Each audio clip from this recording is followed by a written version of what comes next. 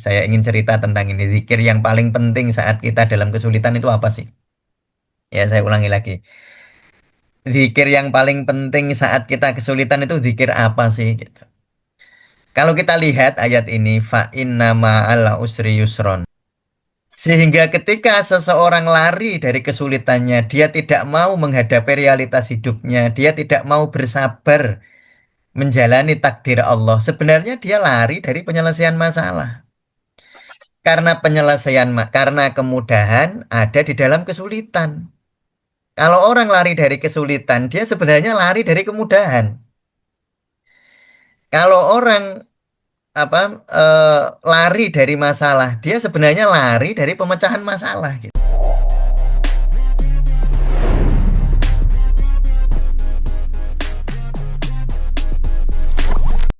Assalamualaikum warahmatullahi wabarakatuh. Waalaikumsalam warahmatullahi Waalaikumsalam wabarakatuh. warahmatullahi wabarakatuh. Ya, Alhamdulillah, kita ada di hari ke-11 bulan Ramadan ya. Kita akan lanjutkan tentang bahasan kita yakni zikir nafas puasa ya. Ya baik. Eh, saya akan ringkas dulu apa yang sudah saya sampaikan beberapa dua kali yang lalu ya. Jadi pada prinsipnya bahwa puasa itu akan membuat kita lebih mudah berlapang dada ya. Jadi sarhus sodir atau lapangan dada. Dan pada saat seseorang lapang dada maka insya Allah akan dimudahkan ya, akan dimudahkan urusannya. Ya, insya Allah akan dimudahkan urusannya oleh Allah sebagaimana doa Nabi Musa, Robbis rohli sodri wa yasirli amli. Sebagaimana surat Al-Insyirah, Alam nasroh laka sodrok baru diikuti wa wadokna angka wisirok. Jadi pada prinsipnya puasa adalah upaya untuk ini, upaya untuk melapangkan dada. Jadi puasa adalah riyadhah untuk melapangkan dada. Dan ketika dada lapang maka masalah akan diselesaikan oleh Allah. Tapi saya mau menyampaikan beberapa hal ya sebelum saya lanjutkan. Kalau kita baca surat Al-Insyirah, fa inna ma'al usri yusron, inna ma'al usri yusro ya. Itu maknanya adalah sesungguhnya di dalam satu kesulitan ada dua kemudahan ya. Jadi dalam satu kesulitan akan ada dua kemudahan. Kalau kita lihat misalnya, kalau ini dari ilmu bahasa Arab ya, terutama ilmu balaghah ya. Kata al-usr di sini pakai al ini. Ini pakai al. Al-usr di sini pakai al. Jadi kesulitannya pakai al. Ada al ta'rifnya. Jadi isim ma'rifat jadinya. Nah, yusron itu kemudahan. Ini isim nakiroh pakai tanwin, nggak pakai al ya. Nah, di dalam ilmu balaghah ada premis ya, ada aturan bahwa jika dua hal isim ma'rifat itu diulang berarti ini adalah dua hal yang sama. Jadi ini al-usr di sini, kesulitan di sini sama dengan kesulitan di sini. Jadi artinya satu kesulitan. Sedangkan jika isim nakiroh ya, ini ada tanwin diulang dua kali, artinya ini dua hal yang berbeda. Maknanya apa? Maknanya di dalam satu kesulitan al-usri yang walaupun disebut dua kali tapi sebenarnya satu tadi, ada dua kemudahan ya. Di dalam satu kesulitan ada dua kemudahan. Nah, satu kesulitan ada di dalam dua kemudahan sehingga Sayyidina Umar bin Khattab itu dawuh, Maha suci Allah yang menjepit satu kesulitan di antara dua kemudahan. Nah, itu menganalisis secara bahasa Arabnya begitu ya. Jadi mengapa kok Sayyidina Umar mengendikan Maha suci Allah yang menjepit satu kesulitan di antara dua kemudahan. Itu maknanya seperti tadi penjelasannya. Tetapi jika kita gambarkan ayat ini secara lebih utuh ya. Untuk sampai fa inna ma'al usri yusron inna ma'al usri yusro itu syaratnya memang harus berlapang dada itu. Jadi ayat pertama ini menjadi kuncinya sehingga ketika seseorang berlapang dada dia akan melihat dua kemudahan di dalam satu kesulitannya. Ya, jadi saya ulang, ketika seseorang berada di dalam kelapangan dada, maka dia akan melihat dua kemudahan di dalam satu kesulitan yang dia alami itu. Syaratnya lapang dada. Sehingga saya, kalau kita lihat gini, ini saya gambar ini ya, gambarnya ini ya saya miripkan sedikit dengan gambar yin yang kalau dalam akupunktur ya. Jadi kalau dalam akupunktur itu yin di dalam yang di dalam yin, itu ada ilmu kayak gitu. Ya saya kira itu sangat selaras dengan Al-Quran, di mana malam berada di dalam siang. Kalau di Al-Quran begitu, siang digulung malam, malam digulung siang. Fa inna ma'al usri yusron, inna ma'al usri yusron. Jadi maknanya begini sebenarnya, ketika seseorang, mungkin kita ini kan pas puasa ini zikir ya, zikir tentang zikir nafas puasa. Tetapi sebenarnya zikir yang paling penting, nah ini saya mau garis bawahi ini ya. Jadi jangan sampai begini, eh di dalam tasawuf kita jangan berpikir seperti ini, seakan-akan yang paling penting itu lafaz, yang paling penting prosedur. Nah itu kurang sufi kalau kayak gitu. Ya, jadi saya ingin sampaikan, kalau kita menganggap bahwa jika yang paling penting itu prosedur, yang paling penting bacaannya, maka maka kita tidak masuk ke hakikat dari tasawuf sebenarnya. Nah, itu yang kalau saya perhatikan gitu tentang pertanyaan-pertanyaan yang muncul. Itu kadang-kadang akan tampak jika kita itu justru terlalu fokus kepada lafadznya, terlalu fokus kepada sama more prosedurnya. Nah, di dalam tasawuf kita masuk ke kedalamannya. Nah, lafadz itu penting ya. Lafadz itu penting, prosedur itu penting, apalagi syariat ya. Syariat itu penting. Tetapi hendaknya kita paham bahwa yang jauh lebih penting itu substansi. Yang jauh lebih penting itu hakikat. Ya. Sehingga jika prosedur kita nggak bisa lakukan, jadi prosedur itu atau lafadz itu ya dilakukan sebisanya. Sebisanya, misalnya nafas, tarik nafas, perut mengembang, hembuskan nafas, perut mengembis. Itu kalau nggak bisa ya nggak apa-apa. Itu nggak, jangan terlalu terlalu dimasalahkan. Lalu kita berpikir, nek saya salah, zikir saya nggak diterima loh. Itu kurang sufi kalau kayak gitu. Dilakukan sebisanya ya, dilakukan sebisanya. Tapi hendaknya lebih fokus pada kedalaman. Nah, kedalamannya begini. Saya ingin cerita tentang ini. Zikir yang paling penting saat kita dalam kesulitan itu apa sih? Ya, saya ulangi lagi. Zikir yang paling penting saat kita kesulitan itu zikir apa sih? Gitu. Kalau kita lihat ayat ini, fa inna ma'al usri yusron, bahwa di dalam kesulitan ada kemudahan, di dalam kesulitan ada kemudahan. Lalu kalau saya tanya, berarti kemudahan itu ada di mana? Saya ulangi lagi pertanyaan saya. Berarti kemudahan itu ada di mana? Ya, kemudahan itu ada di dalam kesulitan. Sehingga ketika seseorang lari dari kesulitannya, dia tidak mau menghadapi realitas hidupnya, dia tidak mau bersabar menjalani takdir Allah. Sebenarnya dia lari dari penyelesaian masalah. Karena kemudahan ada di dalam kesulitan. Kalau orang lari dari kesulitan, dia sebenarnya lari dari kemudahan. Kalau orang apa lari dari masalah, dia sebenarnya lari dari pemecahan masalah gitu. Sehingga zikir paling penting itu zikir sabar sebenarnya. Bukan zikir prosedurnya ini gitu. Jadi saya mohon betul teman-teman tidak terjebak. Ya tentu di dalam pelajaran seperti ini saya akan sampaikan prosedur, saya akan sampaikan tata cara, urutan-urutan. Tapi kalau teman-teman terjebak di situ, berarti teman-teman masuk ke dunia syariat, nggak mau masuk ke dunia kedalaman. Sehingga saya ulangi, zikir paling penting kalau ingin masalahnya selesai itu apa coba? Zikir paling penting adalah zikir kesabaran. Itu zikir paling penting, bukan lafadznya. Bukan lafadznya, bukan kata-katanya. Kata-kata seperti ini, ya kata-kata yang saya terima ikhlas itu kata-kata. sadari nafas gini gini, wah macam-macam itu saya neritik ya kalau bahasa Jawanya ya. Saya detail, saya memberi, apalagi kalau baca buku zikir nafas itu begitu detailnya. Tetapi kadang-kadang saya justru khawatir teman-teman terlalu fokus pada detail tetapi lupa kepada substansi. Jadi waktu zikir itu malah yang dipikir ini saya udah bener belum ya nafas saya gitu. Itu kekhawatiran saya sebagai sebagai pemandu ya. Itu selalu menjadi kekhawatiran saya sebagai pemandu ketika yang saya pandu ini malah menjauh dari zikir.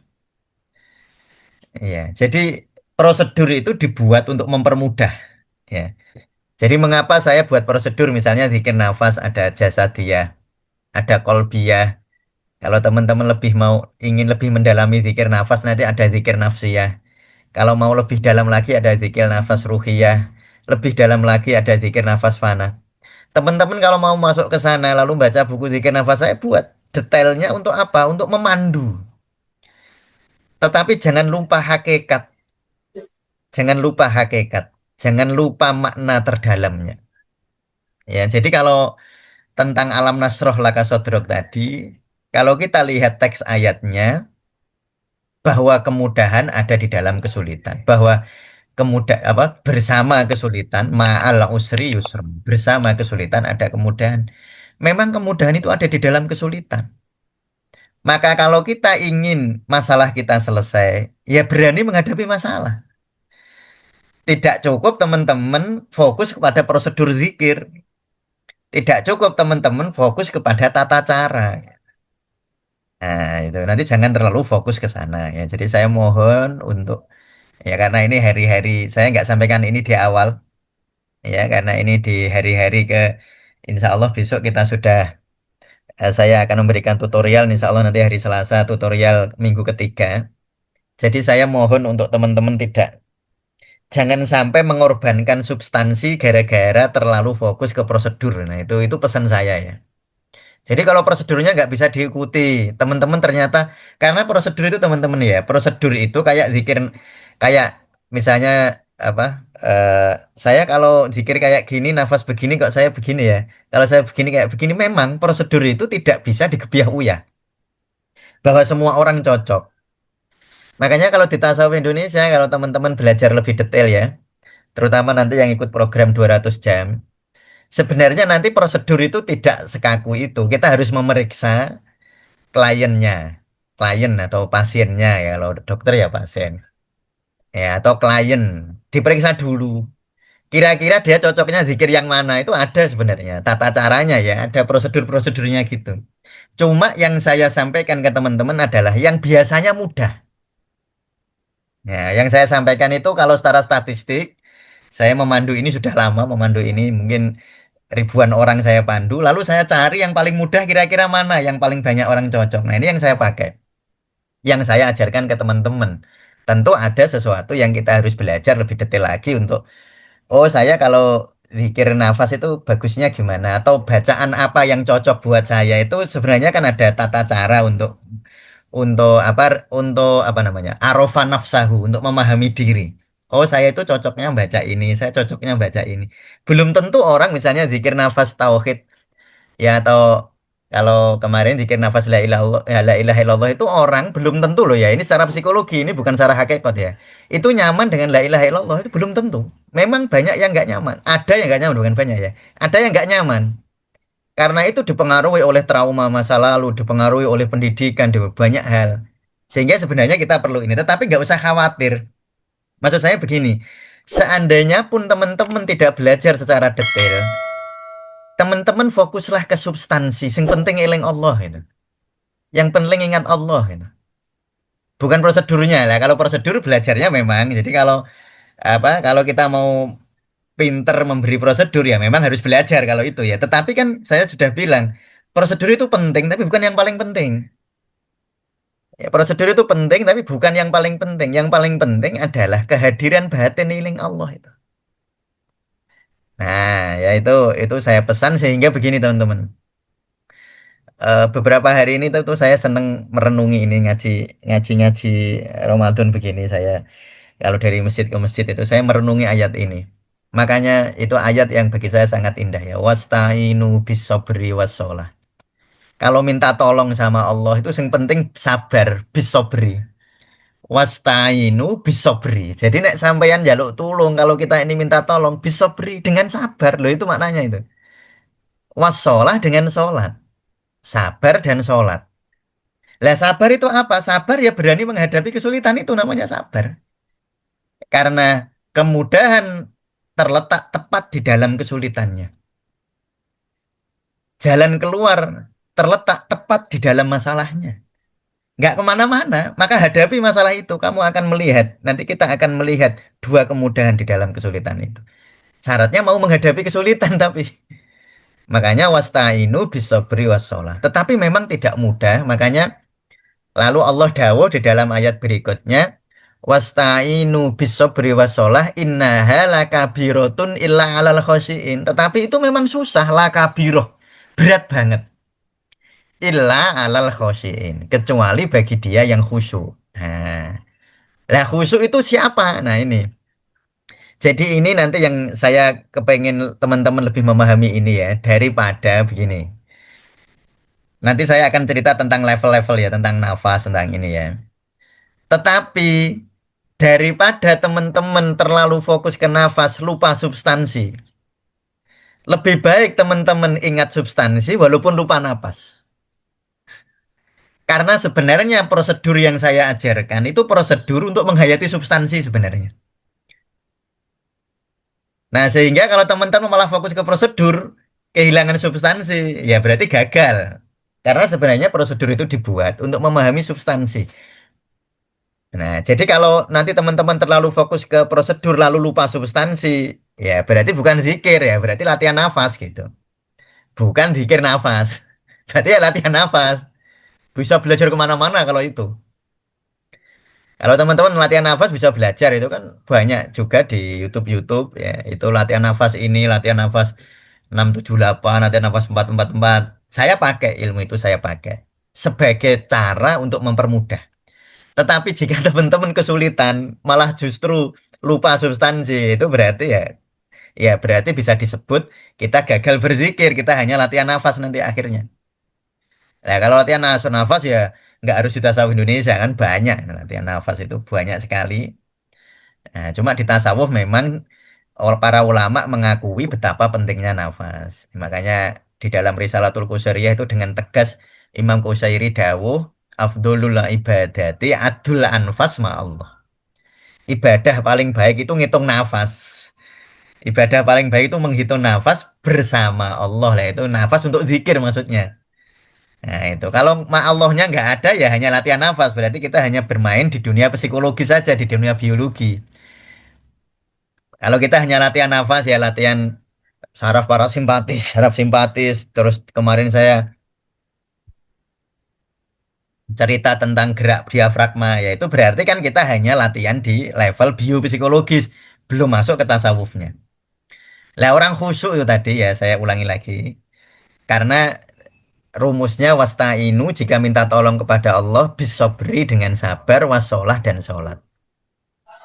Ya, nah, tapi innaha lakabiratun illa alal khosiin, tapi itu susah kecuali bagi orang yang khusyuk.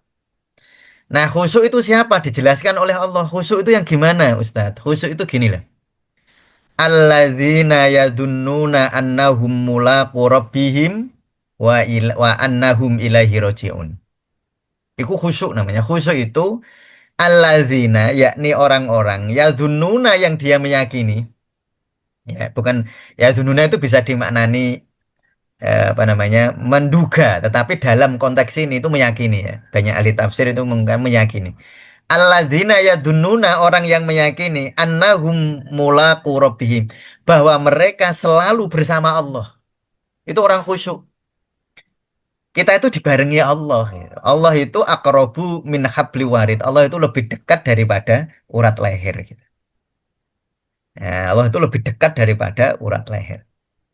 Nah, jadi orang yang khusyuk itu alladzina an an apa alladzina yudhannuna annahum mulaqu rabbihim wa annahum ilaihi rajiun.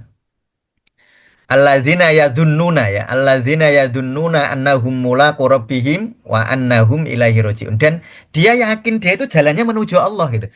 Rojiun itu, wa ilaihi rojiun itu maknanya adalah, jadi itu bukan pakai kata kerja ya, itu pakai kata kata orang, kata isim fa'il. Rojiun itu pelaku. Jadi orang yang berjalan, bukan orang yang berjalan, tapi menjadi orang yang berjalan menuju Allah. Karena sesungguhnya setiap detik kita sedang menuju Allah. Bukan setiap detik, sepersekian detik selalu menuju Allah. Itu orang khusyuk sebenarnya. Jadi khusyuk itu orang yang yadunnuna annahum mulaqu rabbihim. Orang yang selalu menyadari bahwa dia bersama Allah. Nah itu substansi yang nanti ke zikir nafas ke hari ke-21, hari ke-14 sampai 21 sebenarnya nanti kuncinya di situ ya. Jadi nanti kuncinya di hari 21 itu penyerahan total. Nanti itu kuncinya di situ. Ini yang saya sampaikan. Ini ruhnya ini. Jadi yang saya sampaikan ini adalah ruh dari zikir nafas puasa di hari 15 sampai 21 nanti. Ya. Jadi nanti kita pakainya zikir la ilaha illallah karena itu afdhalu zikri fa'lamu annahu la ilaha illallah. Walaupun secara klinis ya secara praktek sehari-hari ada beberapa orang yang tidak nyaman zikir la ilaha illallah. Nah, ini tugas pemandu kalau kayak gitu itu. Nah, tentu itu sekali lagi itu perlu detail kalau seperti itu ya, perlu pemeriksaan detail, perlu apa namanya? Kalau di tasawuf Indonesia itu ada prosedur-prosedurnya. Sebenarnya begitu ya. Nah, cuma yang sekali lagi yang saya pakai ketika saya mengajarkan kepada teman-teman di YouTube yang bisa dilihat oleh orang umum, yang saya pakai adalah zikir-zikir yang umum, yang memang secara statistik itu banyak orang nyaman gitu. Jadi nanti zikir la ilaha illallah atau zikir apa 20 hari ke-15 sampai 21 sebenarnya nanti di situ ya. Nah, saya akan kembali ke sini dulu. Jadi begini ya.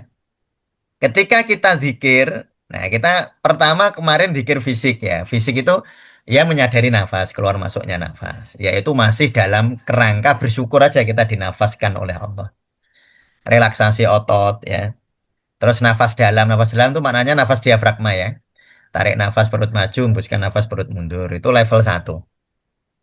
Lalu level 2 itu apa namanya kemarin zikir nafas kolbiyah namanya. Kalau ini namanya zikir nafas jasadiyah ya level 1. Kemarin sudah hari ke 1 sampai 7. Hari ke 8 sampai ke 14 namanya zikir nafas kolbiyah. Kolbiyah itu maknanya mental. Ya, berhentinya dialog internal yang negatif. Jadi berpikir tapi damai. Kita itu overthinking itu kan merasa tidak nyaman karena pikiran itu membuat kita nggak tenang. Tapi kalau pikiran membuat tenang kan baik sebenarnya. Jadi jangan berusaha menghentikan pikiran itu mustahil. Ya, jangan berusaha menghentikan pikiran, nggak ada itu. Yang kita bisa lakukan adalah menghentikan pikiran yang menegangkan. Nah, itu bisa kalau itu. Tapi menghilangkan pikiran nggak bisa. Lalu nanti di level 3 inilah yang kita sebut zikir nafas tauhid yang yang sebulan lalu kita praktekkan di zikir nafas la ilaha illallah itu ya di webinar kemarin itu. Nanti ini yang sudah ikut webinar saya kira nanti sudah sangat populer dengan apa yang akan kita praktekkan di hari ke 14 sampai ke 21. Nah, ini sebenarnya alurnya begitu. Jadi pertama melampaui tubuh, kedua melampaui pikiran dan perasaan, lalu ketiga baru kita lebih masuk ke sana. Tetapi apakah jalur ke sini itu harus seperti prosedur yang Ustadz yang di Tasawuf Indonesia pakai? Enggak harus. Ada yang cocok, ada yang enggak. Makanya ada yang teman-teman mungkin di sini kesulitan, tapi sebenarnya enggak harus lewat ini. Bisa saja dia lewat sini. Karena ini namanya ya, jadi yang disebut riyadhah itu bukan syariat agama. Riyadhah itu mencari cara. Carane khusyuk gimana kan gitu. Jadi carane biar kita bisa menghayati hakikat sholat itu bagaimana? Itu riyadhah. Dan riyadhah itu bisa beda-beda seperti orang gini, kayak orang olahraga itu. Orang itu pengen sehat, itu bisa jadi olahraganya beda-beda. Ada orang misalnya problem defisiensi jantung, jantungnya lemah. Kalau olahraga berat mah nggak bagus ya. Nah, tetapi orang dengan problem tertentu, orang yang stagnan energinya, energi stagnan gitu, itu paling bagus olahraga yang dia berkeringat gitu. Jadi sebenarnya olahraga itu tidak selalu sama untuk setiap problem penyakit, ya, tidak selalu sama. Jadi si A olahraganya cocoknya begini, si B cocoknya begini. Kayak misalnya orang minum dengan ukuran minum itu dalam bahasa kedokteran itu kan 30 kilogram berat badan itu 1 liter ya. Itu ukuran umum saya ulang lagi. Itu ukuran umum, bukan ukuran semua orang loh ya. Jadi jangan semua orang itu disuruh minum 2 liter. Bisa nggak cocok itu. Nah sebenarnya begitu. Nah yang diajarkan oleh para dokter di masyarakat umum ya gitu yang diajarkan kan. Yang diajarkan kan minum apa 1 liter jika berat badannya 30 kilo. Kalau 60 berarti 2 liter. Kalau 90 berarti 3 liter. Itu yang disampaikan oleh ilmu kedokteran di umum. Tapi sebenarnya ada yang nggak cocok gitu. Ya seperti yang saya sampaikan ini. Jadi zikir nafas yang dipakai di tasawuf Indonesia itu adalah zikir nafas yang saya sebagai praktisi itu saya memahami ini yang paling mudah. Tetapi saya tidak menutup kemungkinan bahwa teman-teman mungkin tidak cocok dengan cara di tasawuf Indonesia. Nah, jadi mungkin itu yang sangat penting untuk saya sampaikan ya. Nah, kalau teman-teman menginginkan misalnya ingin lebih detail belajar, berarti tidak hanya cukup untuk belajar seperti ini saja gitu ya. Memang harus ketemu ahlinya kalau itu ya, ketemu ahlinya untuk dipelajari secara lebih detail, secara lebih rinci. Nah, kalau alhamdulillah teman-teman sudah cocok dengan tasawuf Indonesia dengan cara ini, alhamdulillah. Itu. Nah, itu berarti alhamdulillah. Gitu. Nah, itu ya. Ya, ini di sini banyak saya lihat ini banyak yang peserta program pendidikan 200 jam. Ya, nanti jenengan-jenengan semua itu sebenarnya yang saya harapkan nanti bisa memandu ya, terutama untuk problem-problem yang orang yang di luar statistik itu. Ya, orang yang tidak masuk ke dalam. Kalau statistik masuk saya mayoritas ya. Mayoritas itu cocok pakai ini, mayoritas. Tetapi mungkin ada yang minoritas. Ada orang yang nggak cocok pakai cara cara yang saya pakai di ini di YouTube YouTube yang saya share untuk masyarakat umum itu ya. Mungkin ada yang nggak cocok. Nah, jadi nafas adalah jembatan menuju sarku sodir. Saya kira ini kemarin sudah saya jelaskan ya. Lalu ketika orang ini kalau bahasa neuroscience ya. Jadi kalau orang kondisinya lapang dada, maka dia akan logis, kreatif, empatik gitu. Tapi kalau orang yang cemas, dadanya sempit, dia non aktif. Jadi dia itu yang cenderung amigdalanya. Istilah amigdala itu bagian di otak gitulah ya. Tapi kalau orang yang dadanya lapang, dia yang dominan itu otak prefrontal sebenarnya. Ya otak prefrontal ini. Nah, kesimpulannya apa? Orang yang lapang dadanya secara otomatis menjadi lebih cerdas dalam mengambil keputusan. Ini sebenarnya begitu. Atau dia bisa menangkap ilham.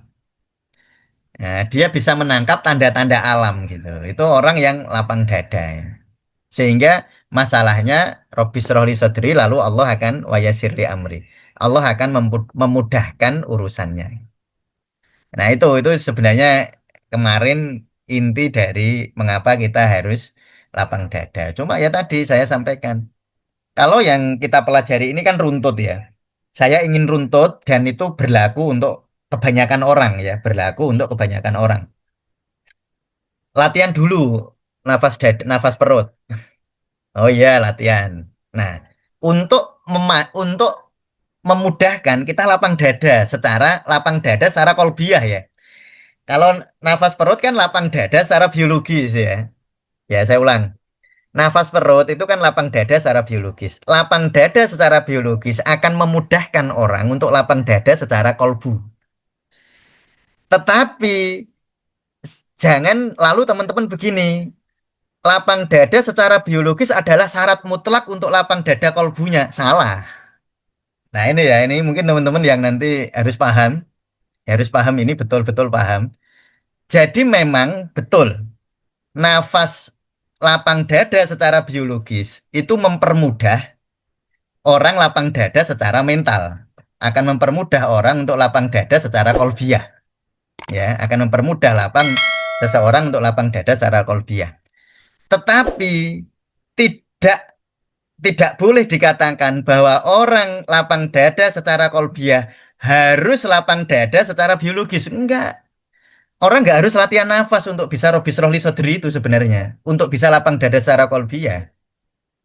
Ya itu inget ya. Ini logika-logika semacam ini harus dipahami betul agar kita itu gak keliru tompo gitu.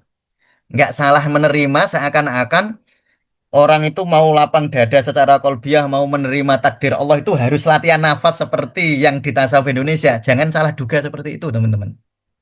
Engkau dadekke syariat nanti malah. Bahayanya nanti di situ. Jadi, zikir nafas jasadiyah itu cara paling sederhana. Cara paling sederhana untuk kebanyakan orang agar dia bisa bisa merasakan kelapangan dada. Tetapi tidak boleh disimpulkan bahwa orang untuk lapang dada secara kolbiah, dia harus lapang dada secara jasadiah. Enggak harus gitu. Enggak ada yang mengharuskan dan itu bukan syarat mutlak. Itu tergantung Allah. Ada orang nyun sewu nih ya.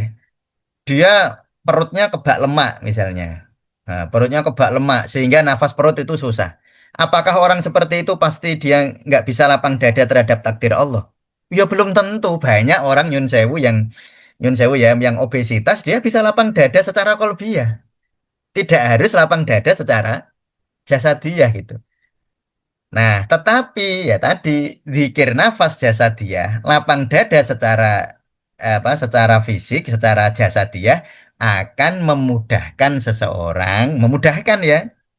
Ya, bukan syarat mutlak dia memudahkan seseorang untuk bisa lapang dada. Tetapi bukan syarat mutlak, makanya nggak usah terlalu cemas gitu maksud saya. Yang tadi di depan saya sampaikan, misalnya teman-teman nggak bisa nafas perut juga nggak apa-apa. Nah, nggak bisa nafas perut ya nggak masalah, nggak akan terus selalu disalahkan gitu. Oh, berarti kamu nggak mungkin nanti masalahmu nggak selesai karena kamu nggak bisa lapang dada, nggak ada kata-kata seperti itu ya. Nah, itu yang harus teman-teman pahami sehingga teman-teman nanti saya harapkan untuk tidak terlalu membingungkan ketika teman-teman tidak bisa ngikutin prosedur. Makanya saya selalu jawab kalau nggak kita ngikutin prosedur ya sebisanya aja. Ya jangan lalu dipaksakan karena ketika teman-teman memaksakan maka teman-teman akan menimbulkan stres baru. Prosedur yang seharusnya memudahkan malah jadi menyulitkan. Nah, itu ya itu pesan saya begitu. Nah, gitu ya. Nah, sekarang saya akan masuk ke puncak zikir ya, saya sebut puncak zikir yaitu nanti di zikir hari ke-15 sampai hari 21. Nanti akan ada dua video ya. Nanti akan ada dua video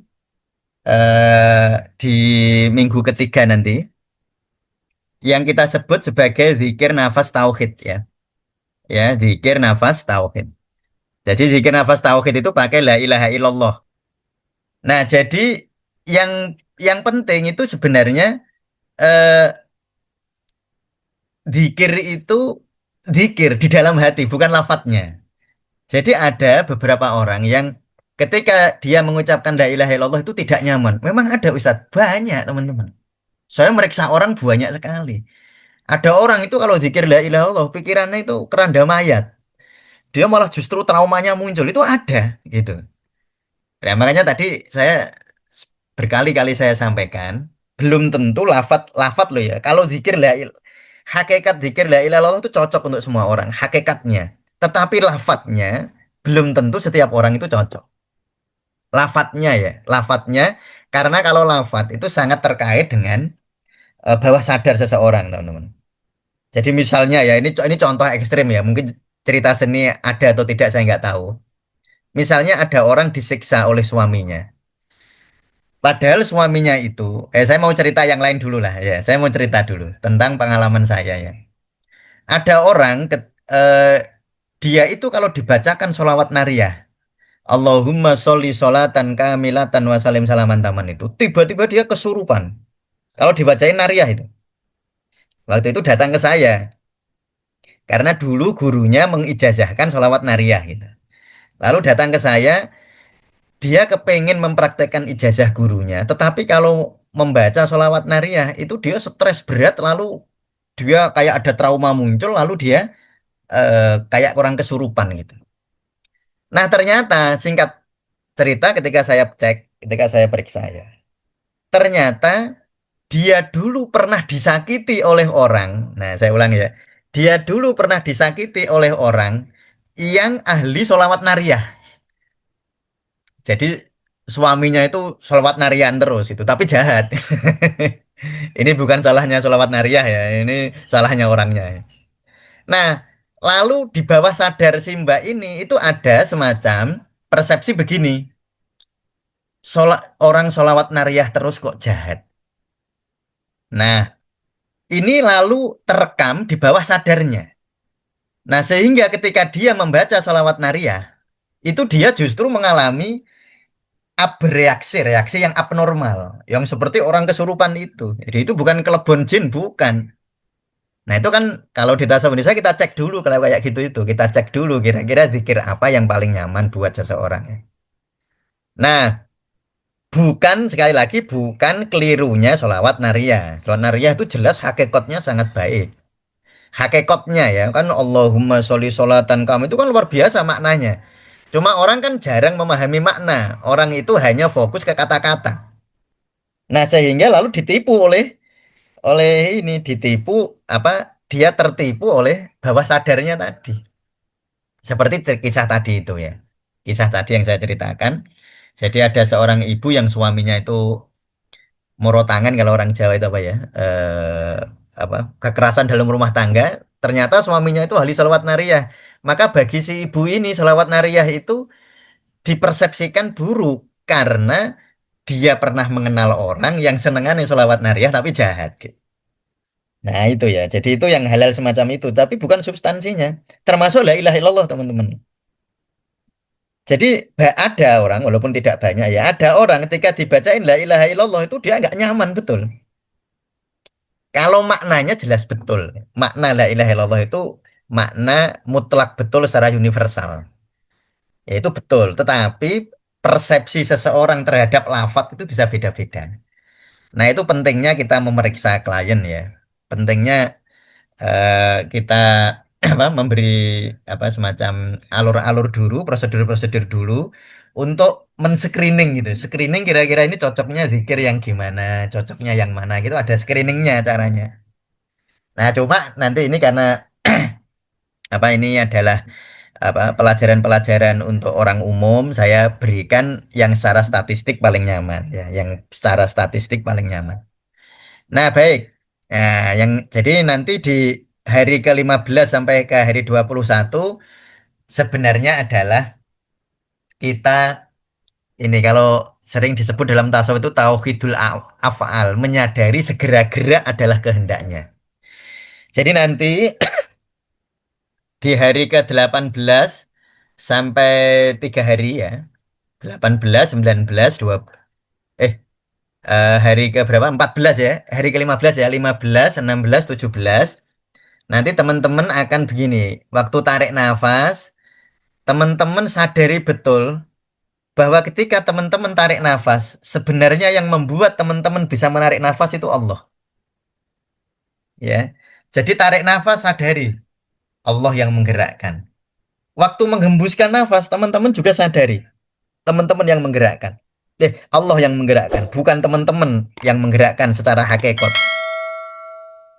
Jadi secara hakikat nanti teman-teman sadari betul. Ya, kalau saya tanya teman-teman kan juga sebenarnya begitu kan. Coba teman-teman tidur nih, kan tetap nafas kan. Nah, siapa yang gerakkan? Kan bukan akumu kan. Jadi yang membuat seseorang itu bisa tarik keluar nafas kan bukan akumu. Ya toh? Dek, chargernya itu aja, Dek. Ini baterainya mau habis. Hmm. Nanti dimasukkan ininya ya.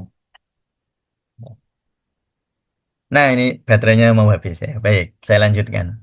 Jadi nanti di hari ke-15 sampai 17 teman-teman riyadhah. Sebenarnya riadohnya begini, menyadari bahwa semua gerak itu dari Allah. Ya, menyadari bahwa semua gerak itu dari Allah.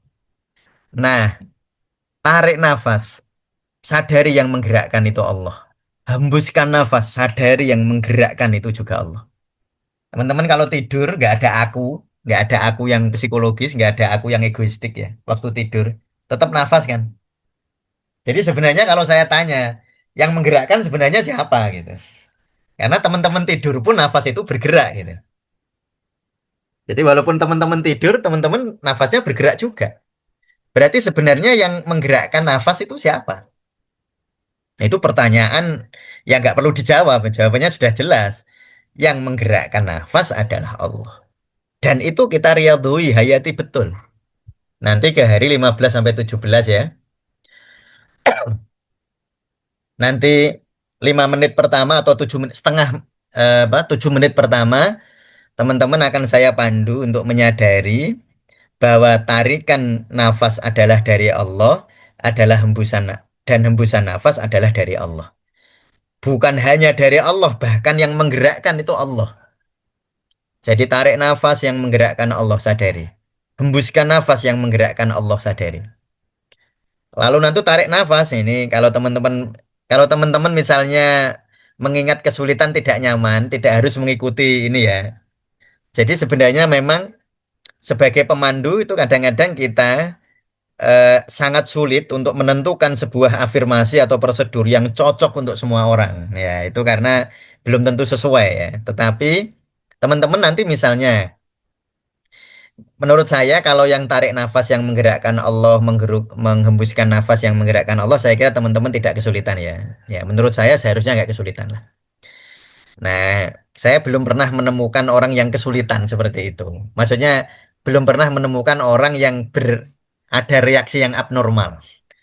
Ya, ada yang bereaksi secara abnormal ketika menghayati seperti itu, saya belum pernah menemukan. Tetapi ketika seseorang diminta begini, ya, tarik nafas, sadari bahwa ujian yang datang ini dari Allah. Hembuskan nafas, sadari. Jadi tarik nafas, tidak ada yang bisa memberi ujian ini, tidak ada yang mengirimkan ujian ini kepada hamba. Hembuskan nafas kecuali Engkau ya Allah. Itu kan sebenarnya secara hakiki bagus banget. Tetapi mungkin ada yang tidak nyaman karena seperti seseorang disuruh mengingat masalahnya kan. Karena begini loh. Orang itu ketika ini kalau kita bicara ilmu hipnoterapi ya, ada namanya critical area. Critical area itu area antara sadar dan bawah sadar, ya. Nah, ada orang yang critical areanya ini begitu lemah sehingga ketika dia mengingat sesuatu peristiwa, itu critical areanya tiba-tiba bocor lalu mengakses ingatan negatif yang dulu-dulu itu keluar semua. Wah, jadi nggak nyaman dia. Maka saya lihat ada beberapa pertanyaan di grup, ya, dia tidak nyaman ketika menerima ikhlas, dia mengingat masalahnya malah dirinya nggak nyaman, malah ingat traumanya misalnya. Itu bisa jadi teman-teman. Dan itu sangat mungkin. Nah, itulah sebenarnya tugas-tugas para pemandu sebenarnya, ya.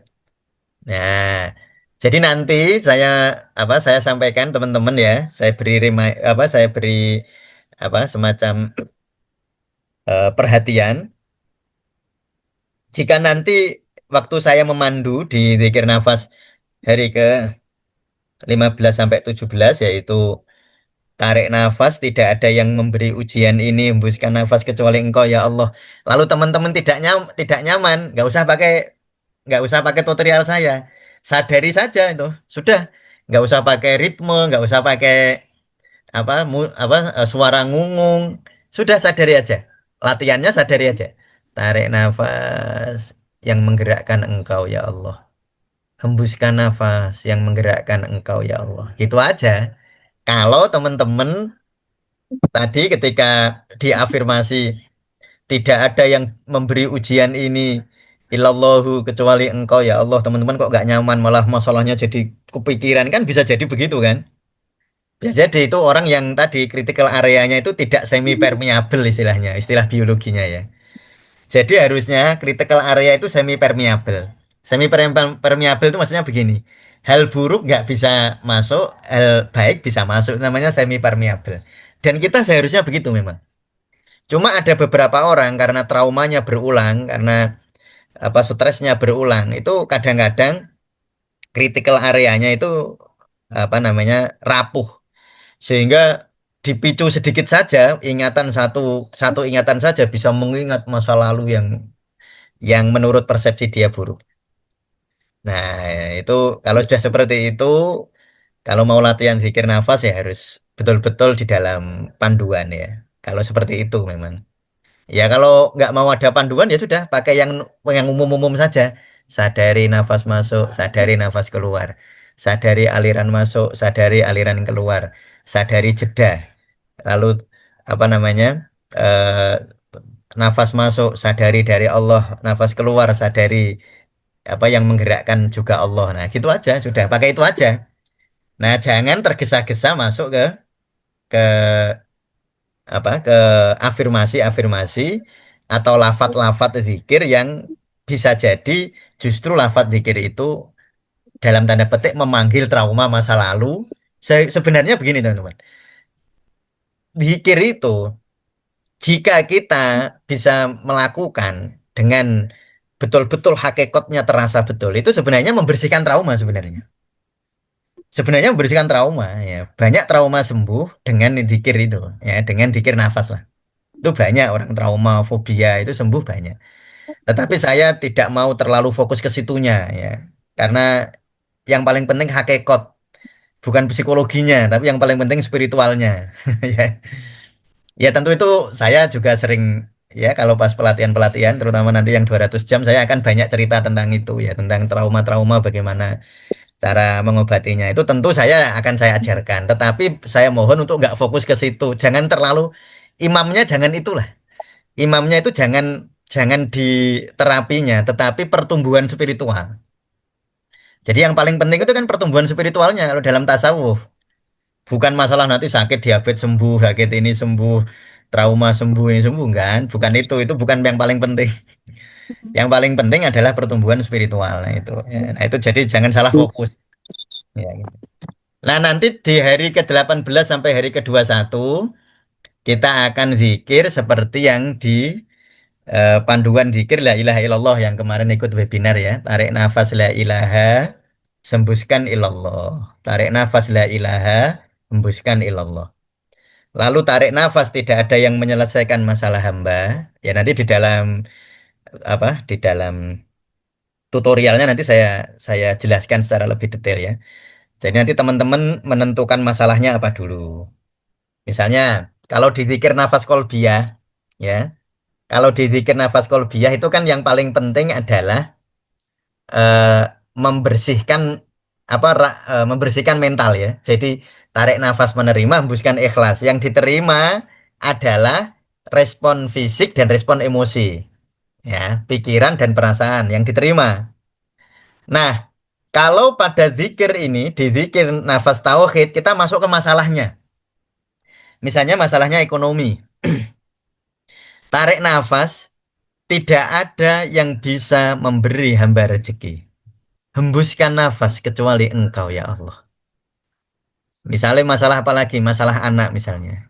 Misalnya anak ini kok kita lihat kok dia melanggar syariat misalnya. Tarik nafas. Tidak ada yang bisa memberi hidayah anak saya. Hembuskan nafas kecuali Engkau ya Allah. Nah, itu dihayati betul. Itu nanti di hari ke-18 sampai hari ke-21. Ya, jadi akan ada apa dua video nanti ya. Yang pertama video hari ke-15 sampai ke hari ke-17. Video yang kedua hari ke-18 sampai hari ke-21 ya. Nanti akan lebih detail waktu di audionya, di tutorialnya, tapi kurang lebih nanti begitu ya. Jadi di 3 hari pertama, teman-teman menyadari keluar masuknya nafas itu yang menggerakkan Allah. Lalu menyadari bahwa ujian itu datang perginya ujian ya dari Allah. Nah, terus nanti zikir nafas yang di 3 hari terakhir, di 4 hari terakhir adalah zikir nafas tauhid yang kemarin di webinar La ilaha illallah sudah saya sampaikan. Tarik nafas la ilaha, hembuskan nafas illallah.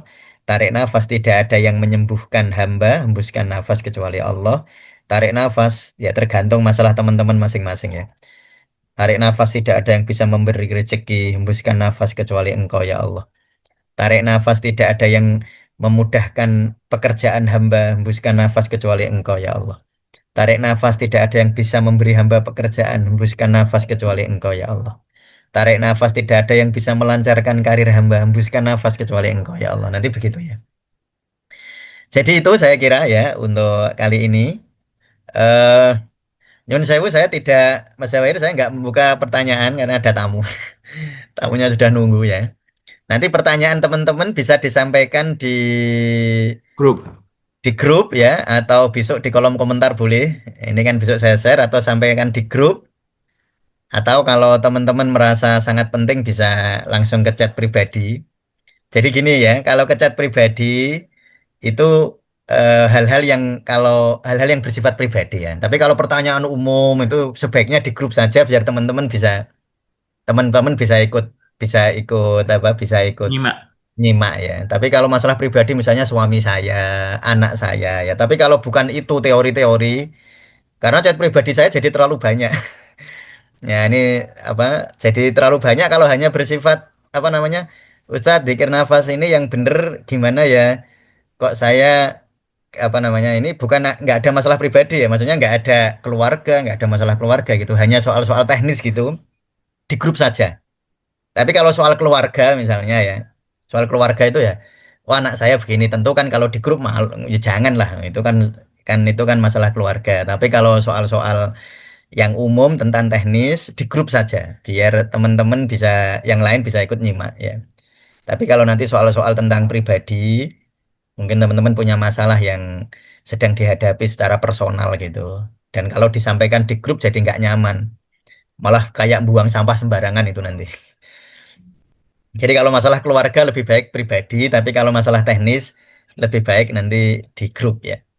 Mohon maaf saya tidak bisa apa menjawab pertanyaan-pertanyaan untuk kali ini karena saya menjanjikan apa tamu ini tamunya sudah datang ya. Terima kasih teman-teman semua, semoga bermanfaat ya. Cukup sekian. Assalamualaikum warahmatullahi wabarakatuh.